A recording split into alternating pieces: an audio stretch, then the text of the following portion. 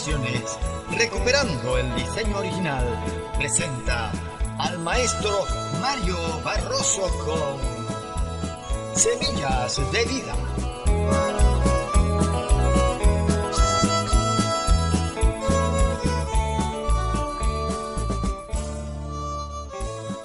Saludos y bendiciones a los amantes de la palabra de Dios. Continuamos con el estudio del libro de Apocalipsis, la revelación de Dios para los hombres. Y hoy estaremos compartiendo con todos ustedes la enseñanza número 22. Estamos desarrollando el tema acerca de las 7 iglesias y que podemos encontrar entre los capítulos 2 y 3. Vamos a continuar pues con este tema que hasta ahora es muy interesante y tiene mucho que enseñarnos. Les invito a leer conmigo en el capítulo 2, el versículo 7. Dice: el que tiene oído, oiga lo que el Espíritu dice a las iglesias.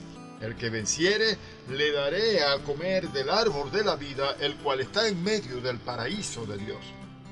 Vamos a hablar acerca de un mandato que encontramos aquí en este versículo, muy particular. Dice: el que tiene oído, oiga lo que el Espíritu dice a las iglesias. Ahora, debemos preguntarnos antes de desarrollar este punto: ¿tienes oído? En este caso, ¿oído para qué? ¿Para escuchar los ruidos de este mundo? No, para escuchar la voz de Dios, para oír a Dios. Entonces, si tienes oído, oye lo que el Espíritu dice a las iglesias. Vamos a ver en esto entonces varias cosas bien interesantes, y la primera de ellas aparece en las promesas a los vencedores en todas las 7 cartas. Es improbable que el Espíritu hable solo con sus promesas. Él habla también de su perfecta voluntad a lo largo de todas las 7 cartas. Lo segundo que vamos a encontrar es, como podemos ver, el Señor resucitado se dirige a las iglesias por medio del Espíritu Santo.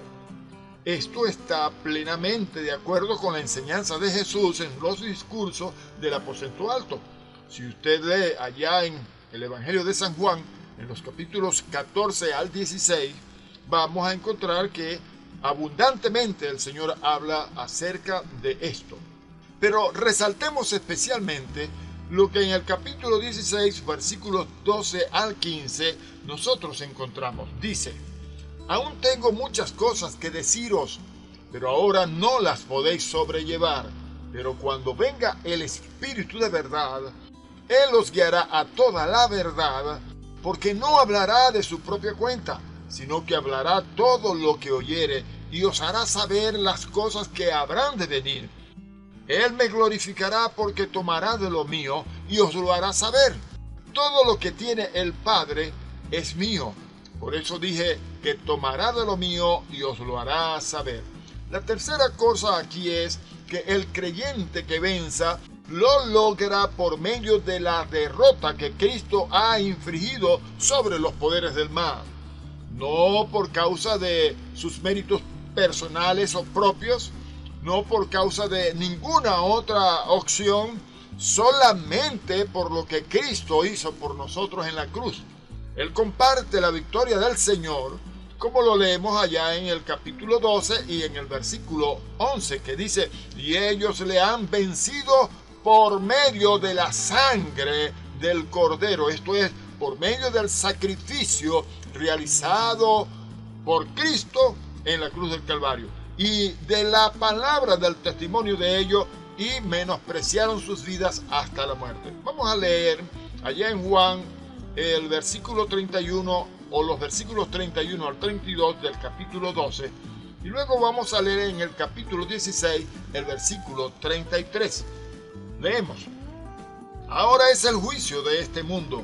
Ahora el príncipe de este mundo será echado fuera. Y yo, si fuere levantado de la tierra, a todos atraeré a mí mismo. En Juan 16, verso 33 leemos: estas cosas os he hablado para que en mí tengáis paz. En el mundo tendréis aflicción, pero confiad, yo he vencido al mundo. Así que tenemos aquí en Cristo Jesús la fuente de esta salvación. La cuarta cosa que podemos encontrar aquí en este versículo leído, dice, al que venciere, le daré a comer del árbol de la vida, el cual está en medio del paraíso de Dios. Aquí encontramos varias cosas a su vez, y son cosas muy interesantes. La primera de ellas, el término paraíso, es una palabra persa que denota especialmente un parque rodeado por una pared. Y la segunda es el uso que en la versión de la Septuaginta se hace para traducir la palabra jardín, o sea, Edén. En la literatura judía, jardín del Edén y paraíso, ambos se usaban igualmente para la morada de los justos en la vida futura. Ejemplo, en la versión Nueva Reina Valera 90, se lee en Lucas capítulo 23 y versículo 43, entonces Jesús le contestó, te aseguro hoy, estarás conmigo en el paraíso. Hay una salvedad que quiero hacer aquí porque en la gran mayoría de las versiones, incluyendo la Reina Valera 60, este texto se lee, de cierto te digo que hoy estarás conmigo en el paraíso. Pero como ya lo hemos leído en esta versión revisada de la Nueva Reina Valera 90, la traducción es diferente. Te aseguro hoy estarás conmigo en el paraíso. Porque Jesús cuando murió no fue al paraíso, cuando murió fue al corazón de la tierra. Y él fue a los infiernos, a la Hades o Seol, a pagar el precio de nuestro pecado, a sufrir nuestro tormento. Vamos a leer allá en la segunda carta a los Corintios, en el capítulo 12, algunos versículos bien interesantes. Desde el 1 hasta el 4 dicen, ciertamente no me conviene gloriarme, pero vendré a las visiones y a las revelaciones del Señor. Conozco a un hombre en Cristo que hace 14 años, si en el cuerpo no lo sé, si fuera del cuerpo no lo sé, Dios lo sabe, fue arrebatado hasta el tercer cielo. Preste atención allí que dice que fue arrebatado hasta el tercer cielo. Y conozco al tal hombre, sin el cuerpo o fuera del cuerpo, no lo sé, Dios lo sabe, que fue arrebatado al paraíso. O sea, el paraíso está en el tercer cielo, a donde fue arrebatado el apóstol Pablo. Dice, donde oyó palabras inefables que no le es dado al hombre expresar. Bendito sea el nombre del Señor para siempre.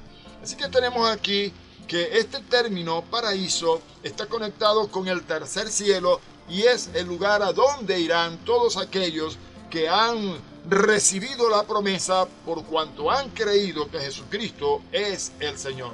Así que tenemos aquí también, en primer lugar, los maestros judíos hablaban del paraíso del Adán, o sea, vamos a ver que para ellos habían 3 tipos de paraíso, y este es el primero, el de Adán. Pero el segundo nos habla del paraíso de los benditos en el cielo. Es un lugar a donde están reposando las almas de los que han creído y han partido de este plano terrenal. El tercero es el paraíso de los justos en el reino venidero de Dios. Lo que está en mente en esta promesa del Espíritu es este último significado. O sea que cuando hablamos de paraíso, en este versículo que estamos desarrollando, analizando, estamos pensando es en el paraíso que espera a todos los santos del Altísimo. Vamos a ver entonces que Adán y Eva perdieron el acceso al árbol de la vida y fueron echados del jardín. Y esto lo podemos leer allá en Génesis, en el capítulo 3, versículos 22 y 23, que dicen, y dijo Jehová Dios, he aquí el hombre es como uno de nosotros, sabiendo el bien y el mal. Ahora pues que no alargue su mano y tome también del árbol de la vida y coma y viva para siempre. Y lo sacó Jehová del huerto del Edén para que labrase la tierra de que fue tomado. El creyente que comparte la victoria del Señor tiene la promesa de que le serán restauradas ambas bendiciones. La primera va a estar en el paraíso, no en el paraíso de Adán, no en el paraíso donde están ahora los que parten con el Señor, sino en el paraíso que espera por aquellos que han creído que Jesucristo es el Señor. La segunda cosa es que tendrán acceso al árbol de la vida. Eso lo podemos leer allá en Apocalipsis, en el capítulo 22 y versículo 2, que dice: en medio de la calle de la ciudad y a uno y otro lado del río estaba el árbol de la vida, que produce 12 frutos, dando cada mes su fruto, y las hojas del árbol eran para la sanidad de las naciones. En el Nuevo Testamento, un término frecuente para la cruz de Cristo es árbol. Árbol, porque la cruz fue hecha de un árbol, el madero. También se le traduce en algunas partes de la Biblia. Especialmente Pedro nos habla de esto. Vamos a leer allá en Hechos, en el capítulo 5, el versículo 30. Dice: el Dios de nuestros padres levantó a Jesús, a quien vosotros matasteis, colgándole en un madero. Usted ve de dónde fue hecha la cruz. En el capítulo 10, versículo 39, también leemos: y nosotros somos testigos de todas las cosas que Jesús hizo en la tierra de Judea y en Jerusalén, a quien mataron colgándole en un madero. Y en Primera de Pedro leemos en el capítulo 2, verso 24, quien llevó él mismo nuestros pecados en su cuerpo sobre el madero, para que nosotros, estando muertos a los pecados, vivamos a la justicia, y por cuya herida fuisteis sanados. Alabado sea el Señor.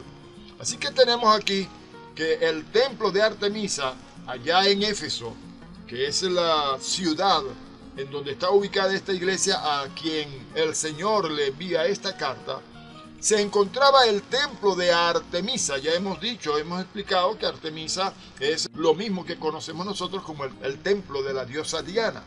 Y estaba construido, escuche bien esto, que es un dato bien interesante, estaba construido sobre un altar hecho con un árbol.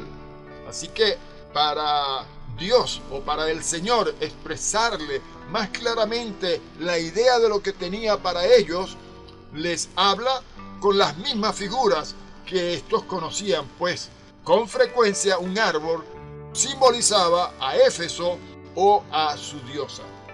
Así que vemos dos cosas aquí bien resaltantes. Así como los creyentes de Efesios alguna vez consideraron el árbol de Artemisa como el asiento de la vida divina e intermediario entre la vida y la naturaleza humana, ahora habían aprendido que la vida eterna en el paraíso de Dios era suya por medio de la cruz, que fue hecha de un árbol, de aquel que murió y resucitó. Alabado sea el Señor. Hermanos, continuaremos en la próxima enseñanza. Que Dios les bendiga.